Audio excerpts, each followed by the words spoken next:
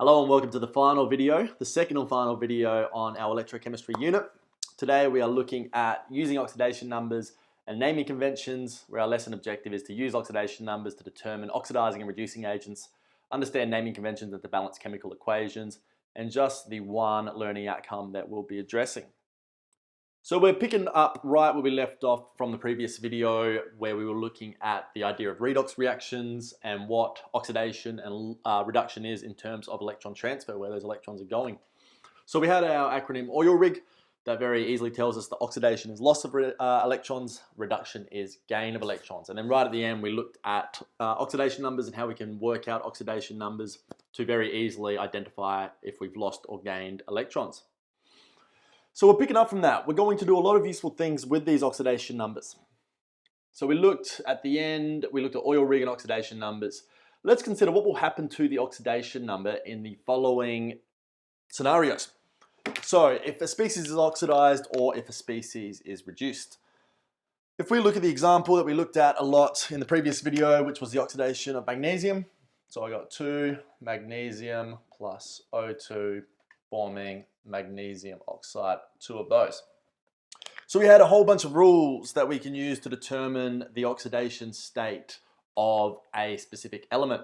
So for example, if we've got just an uncombined element that is in the oxidation state of 0, similarly O2 uncombined, it would be in an oxidation state of 0.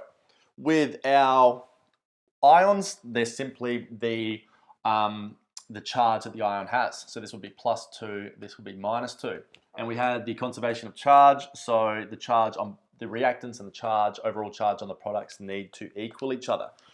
So if we said that oxidation is lost, our magnesium is losing 2 electrons to become a magnesium 2+ ion, the oxygen atoms are gaining those 2 electrons to become the oxygen ions. If we look specifically at what's happening to the oxidation numbers in each of these processes, for the species that is losing electrons, for the species that is undergoing oxidation, we have an increase in oxidation number. Oxidation will have an increase in the oxidation state or oxidation number, and those two terms are used interchangeably. If we look at the species being reduced, the species that is gaining the electrons, which would be this one here, we will see a decrease. It's going from 0 to -2. So for reduction, we see the opposite. We see a decrease in the oxidation state.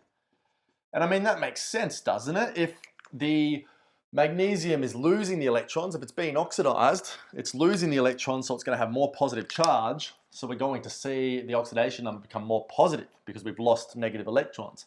Similarly, if the species being reduced is gaining electrons, we're going to see that number become more negative because it's gaining more negative electrons. So just by looking at the oxidation numbers in a redox reaction, we can very quickly see what is being oxidized and what is being reduced. Oxidation is an increase in oxidation number, reduction is a decrease in oxidation number. Because whilst it might be quite obvious for something simple like that, we're going to see some chemical equations, some redox processes later on in this lesson that are nowhere near as simple. You can't just look at it and quickly identify what is being reduced and what is being oxidized. So we can look at these oxidation numbers to determine that. Can determine if a redox reaction has occurred by observing changes in oxidation numbers. Well, let's do a question on that right now.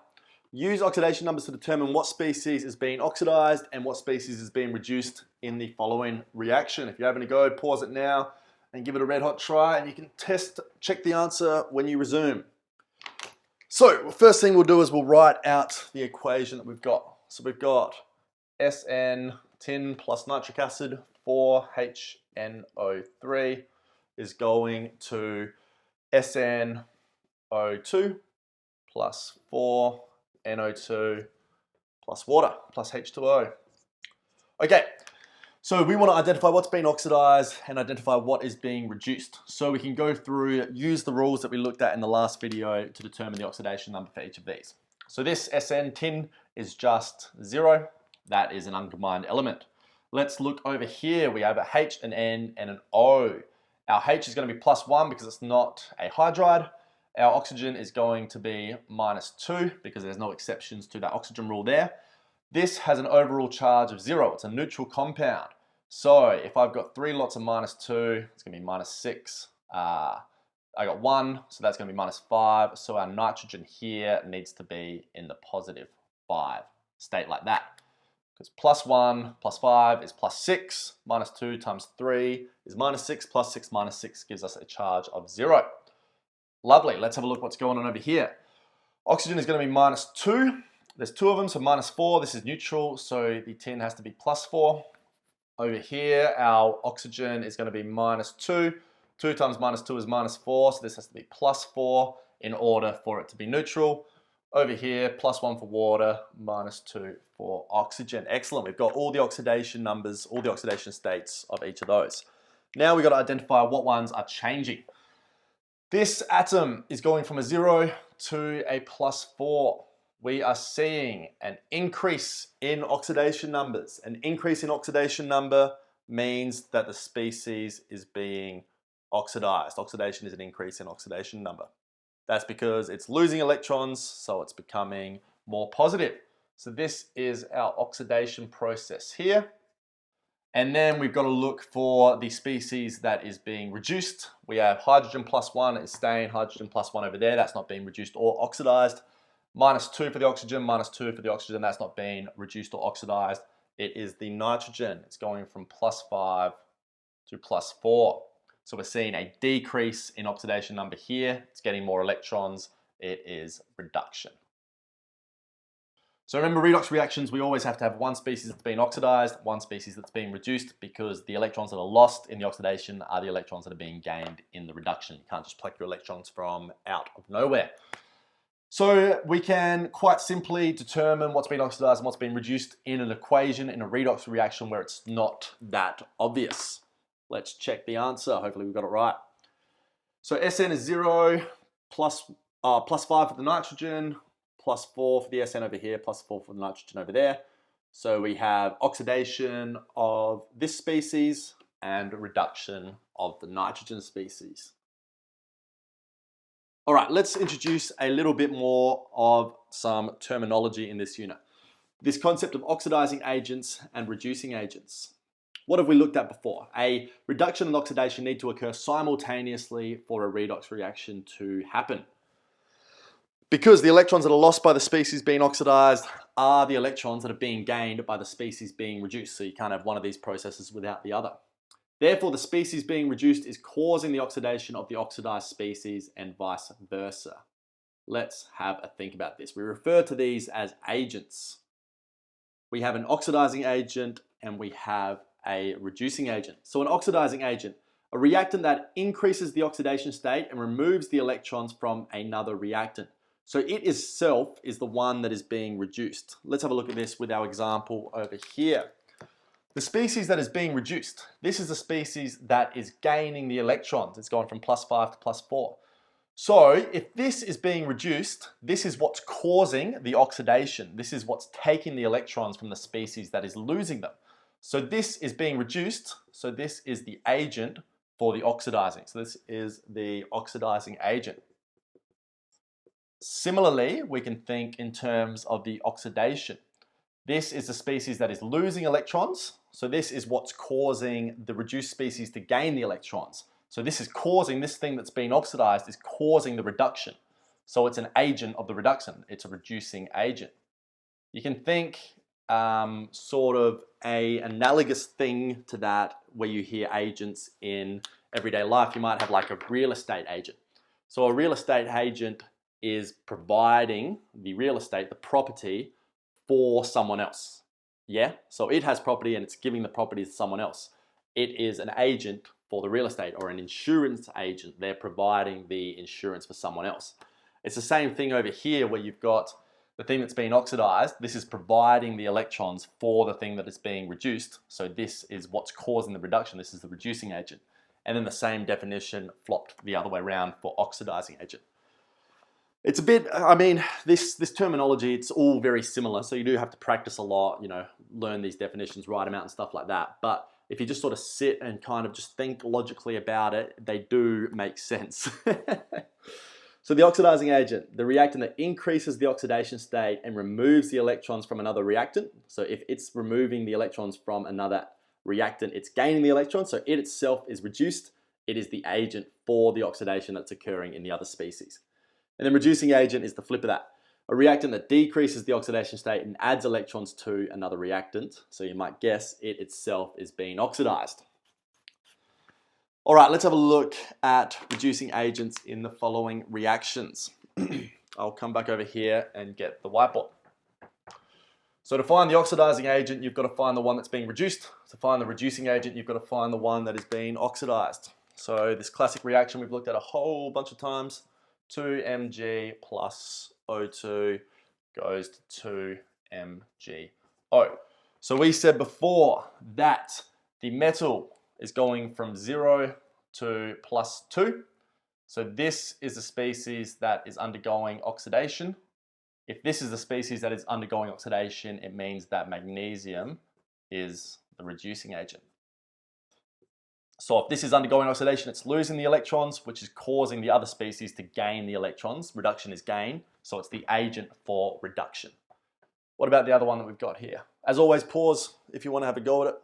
A good way to learn these things. The reducing agent is magnesium over here. Down at the bottom here, we have a much less obvious one. We have some sort of ammonium salt, NH4 2Cr2O7, like that. Decomposition reaction, N2 plus 4H2O plus Cr2O3. Okay, so we've got to do our oxidation numbers to find out what is being oxidized and reduced, and from that we can work out what the oxidizing agent and the reducing agent is. So my ammonia, so this is an ionic salt. This is an NH4 plus and a Cr2O7 2 minus. I know it's 2 minus because we need 2 of these for every one of those, and I know that NH4 is plus. All right, so we're gonna have hydrogen as +1. We got 4 of these, we got +4. That means we need -3 of these to get a overall positive charge. So the nitrogen is -3 over there. Over here, the nitrogen is 0. So we have an increase in oxidation number. It's getting more positive, so it is losing electrons. So this is the species that is undergoing the oxidation. If this is a species that is undergoing oxidation, that means that it's acting as the reducing agent. So the NH4 plus, well more specifically the nitrogen, is the reducing agent. The NH4 plus is the reducing agent, the species that it's in. So we get the reducing agent as the NH4 plus.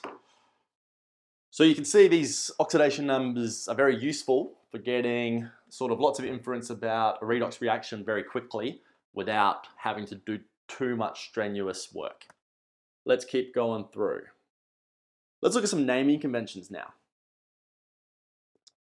We can use the name of a compound to determine its formula. All right, so we've got the rules that we've established in the previous video for oxidation states. And we can do the oxidation state of an element simply with a Roman numeral. So this is something that I'm sure you've seen in names of chemicals before, Roman numerals in there, and you might not have realized what they were actually showing you until now. All right, work out the formula for the following. We have copper 2 oxide and copper 1 oxide. So what the copper 2 oxide is telling us, very simply, it's just telling us that the copper is in the +2 oxidation state. So the 2 here is referring to the charge it has. It's referring to the oxidation number of it. So if this is Cu2 plus, oxide is always O2 minus. This is going to be CuO like that. If we consider that versus copper 1 oxide, it's a little bit different. Over here, we have copper in the +1 oxidation state shown by the Roman numerals just there. So we have Cu plus, we're gonna have O2 minus. So copper 1 oxide is Cu2O. So these, this copper element can exist in a number of different oxidation states. We can have +1, we can have +2. It's all to do with those D subshell electrons. All right, so that's for a cation. What about if we have the number in the anion, potassium nitrate, 3. Let's go back to my whiteboard over here. I have potassium nitrate 3. So our rules said that group 1s are always +1. Potassium's group 1, so this is going to be K+. Nitrate is some sort of NO ratio. Our oxygen is 2-. This is telling us that the nitrogen is in the 3+. So that's going to be 3+ over here. Oxygen is 2- here. We know that because it's none of the exceptions for the oxygen rule. So in order for this to be the nitrate that is reacting with the K+, it will need to be NO-. So we've got 3+, we've got 2-. In order to get that as a single minus, I need to have 2 oxygens there to have 4-, 3+. That'll give me 1-. This will give me potassium nitrate as KNO2 as opposed to KNO3 because of the 3 there. Telling us the oxidation state as it does. Excellent, let's keep going. Sodium chlorate. So I'm going to write that over here like I have with the previous one, sodium chlorate 7. So we have sodium, which is group 1, so that has to be Na+, no exceptions to that rule. Chlorate, some sort of ratio of chlorine and oxygen. So this isn't any exceptions for oxygen, so that has to be -2. Chloride here is going to be +7, which is quite an extreme oxidation state for it, but that's what it's telling us up here with the Roman numerals. So that means in order to have this -1 to have the sodium chlorate salt, we need to have 4 of these, because 4 times -2 is -8, plus 7 is -1. We'll have sodium chlorate like that. Can also go from the formula to name. So I have some oxidation state of titanium, and it's a chloride salt. So I've got titanium chloride. Chloride is going to be -1 here. 4 times -1 is -4. This is an overall charge of 0, so this has to be +4. So this is going to be titanium 4 chloride, just showing what the oxidation state of the element is.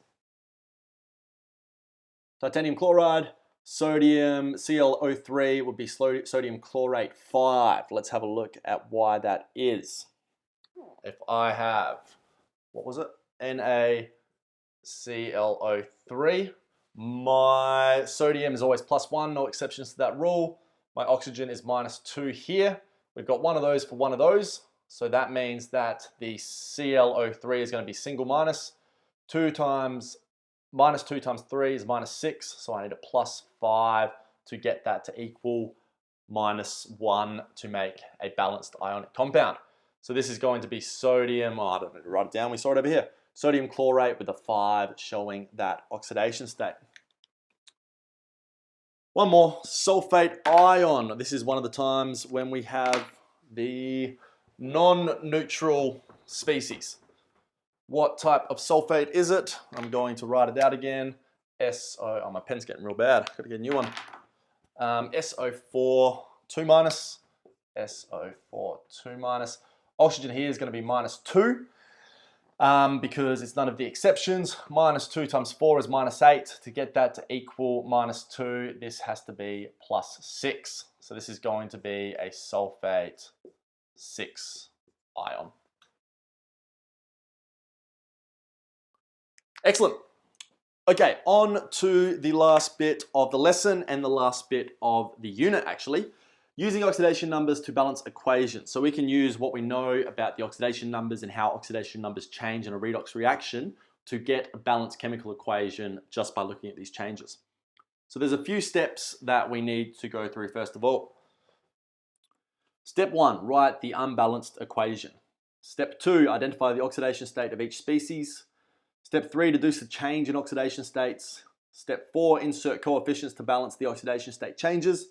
And step 5, balance the atoms. All right, let's see what all this means with an example. As always, if you want to go ahead and give yourselves a go, do that now. Pause the video to balance this equation using oxidation numbers. Let's write the equation out. We have HBr plus H2SO4 going to Br2 plus SO2 plus H2O. Step 1 was to write the unbalanced equation, which is what I've done. Step 2, identify the oxidation state of each species. So over here, we're going to have a +1 and a -1, just using all our rules. +1, -2, so that's going to be +2, that's going to be -8, so this is going to be +6 for the sulfur there. Yep. 0 for the Br2, -2, so +4 for the sulfur over here, +1 and -2. Applying all those rules that we've looked at to work that out. Deduce the change in oxidation state. So let's see what's being oxidized and let's see what is being reduced. I have +6 to +4 over here. So we have a decrease in oxidation number. So that's going to be the reduction because we're getting more negative, we're getting more electrons. And that means that the bromine is going from -1 to 0. So this is the oxidation because we are increasing, we're getting more positive, so we're losing electrons. Great, identified the reduction and identified the oxidation. Deduce the change in oxidation states. So what that means is we have a change for the reduction from +6 to +4, so that's a change of -2. We have a oxidation change of +1. Now, insert coefficients to balance the oxidation state changes. That means that we want these to equal each other. Because remember, the electrons all have to be accounted for. The same electrons being lost to the electrons being gained, so they have to be even. So I need to multiply this bit by 2. Because 2 times +1 is going to be -2. -2 plus 2, that's all going to balance out. So that means I can put a 2 in front of there to get 2 lots of these oxidations, and I will need just that. Then the last step is to just balance the atoms. So now we've just got to look at what the atoms are. I've got 2 hydrogens, 4 hydrogens, so I need 4 hydrogens over there. I've got 2 bromines to 2 bromines, that's good. I got 1 sulfur to 1 sulfur. I have 4 oxygens to 4 oxygens. So that should be completely balanced now if we look at the answer. 2HBr plus H2SO4 goes to Br2 plus SO2 plus 2H2O. Excellent. I think we got one more example here. As always, have a go if you want to have a go and then check the answer. So we're going to write out the unbalanced equation. So we have copper oxide plus ammonia going to copper plus N2 plus H2O. Then we've got to write in the oxidation numbers. So oxygen is going to be -2, so copper is going to be +2 here to have a neutral species. +1 for the hydrogen, 3 of them is +3, that's going to be -3 to have a neutral species. 0 for copper, 0 for nitrogen, +1, -2. Cool. Let's identify the changes in oxidation state. So I have one change from +2 to 0. This is getting more negative. That means that it is gaining the electrons. A decrease in oxidation number will be our reduction. And then the nitrogen -3 to 0 is going to be our oxidation because we are getting more positive. If we're getting more positive, we're increasing the oxidation number, we are getting rid of negative electrons. Let's have a look at the differences that we have. For the reduction, we had a difference of -2. For the oxidation, we had a difference of +3. Now we've got to get these two to equal each other by multiplying them. So we've got to get the lowest common multiple, which is 6. So I've got to multiply this by 3 to get -6. So I've got to put a 3 in front of this one. I've got to multiply this by 2 to get +6. So I've got to put, oh no, sorry, that's not right. I've got to put a 3 in front of this one. 3 times -2 is -6. I'm going to put a 2 in front of this one. 2 times +3 is +6. That's all cancelling out, which is good. The electrons being lost are the same as the electrons being gained. Then it's just a matter of balancing all the other atoms. So I've got 3 coppers, 3 coppers, 3 oxygens over there, 2 nitrogens, 2 nitrogens, 2 times 3 hydrogens, which is 6, 3 times 2 hydrogens, which is 6. So our answer should be 3 copper oxide plus 2 ammonia goes to 3 copper plus nitrogen plus 3 water. And with that, we finished what we need to look at for this Unit 6 on electrochemistry. What have we done is we have used changes in oxidation numbers to help balance chemical equations. Here are the tasks that you can do for this lesson if you would like to consolidate the concepts we've covered. As always, one column at a time, starting from the bottom, working your way to the top. Excellent. And with that, that is the end of Unit 6. As always, thanks for your time. I will see you when we start Unit 7 very shortly. Ciao. Have a great